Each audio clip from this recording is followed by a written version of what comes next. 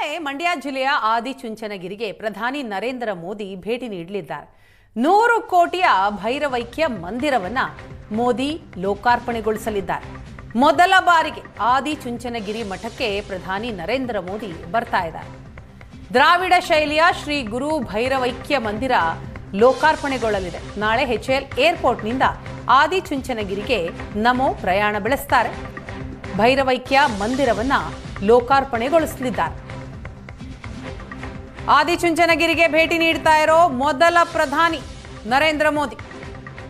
ನಾಥ ಪರಂಪರೆಗೆ ಸೇರಿದಂತಹ ಮಂಡ್ಯ ಜಿಲ್ಲೆಯ ಆದಿಚುಂಚನಗಿರಿ ಕ್ಷೇತ್ರ ಇದು.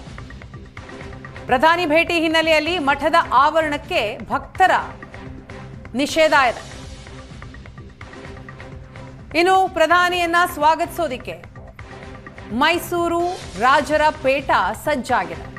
ನಾಲ್ವಡಿ ಕೃಷ್ಣರಾಜ ಒಡೆಯರ್ ಧರಿಸ್ತಾ ಇದ್ದಂತಹ ಮಾದರಿಯಲ್ಲೇ ಪೇಟವನ್ನ ಸಿದ್ಧ ಮಾಡಿದ್ದಾರೆ.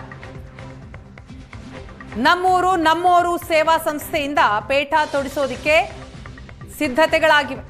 ಕಲಾವಿದ ನಂದನ್ ಕೈ ಚಳಕದಲ್ಲಿ ಮೂಡಿ ಬಂದಿರುವ ಪೇಟದ ದೃಶ್ಯವನ್ನ ನೀವು ನೋಡ್ತಾ ಇದ್ದೀರಿ. 5 ದಿನಗಳ ನಿರಂತರ ಶ್ರಮದಿಂದ ಈ ಪೇಟವನ್ನ ಸಿದ್ಧ ಮಾಡಿದ್ದಾರೆ ನಂದನ್ ಅವರು. ಬನಾರಸ್ ರೇಷ್ಮೆ ಮೋಲ್ಡ್ ಮುತ್ತುಗಳು ಗಂಡ ಭೇರುಂಡ ಮಾದರಿಯಲ್ಲಿ ಪೇಟ ರೆಡಿಯಾಗಿದೆ. ರೇಷ್ಮೆ ಗರಿಗಳನ್ನು ಬಳಸಿ ಪೇಟ ತಯಾರಿಸಿದ್ದಾರೆ ಕಲಾವಿದ ನಂದನ್ ಅವರು. ನಿರ್ಮಲಾನಂದನಾಥ ಶ್ರೀಗಳ ಸೂಚನೆಯಂತೆಗೆ ಈ ಪೇಟ ರೆಡಿಯಾಗಿದೆ. ನಮ್ಮೂರು ನಮ್ಮೋರು ಸಂಸ್ಥೆಯ ಸತೀಶ್ ಚೇತನ್ ನೇತೃತ್ವದಲ್ಲಿ ಪೇಟ ರೆಡಿಯಾಗಿದೆ.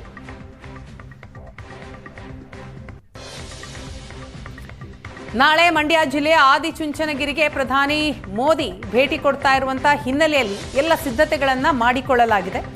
ಮತ್ತೊಂದೆಡೆ ನಾಲ್ವಡಿ ಕೃಷ್ಣರಾಜ ಒಡೆಯರ್ ಧರಿಸ್ತಾ ಇದ್ದ ಮಾದರಿಯ ಪೇಟವನ್ನು ಕೂಡ ಪ್ರಧಾನಿಯವರಿಗೆ ತೊಡಿಸೋದಿಕ್ಕೆ ಸಿದ್ಧತೆಗಳಾಗಿದೆ.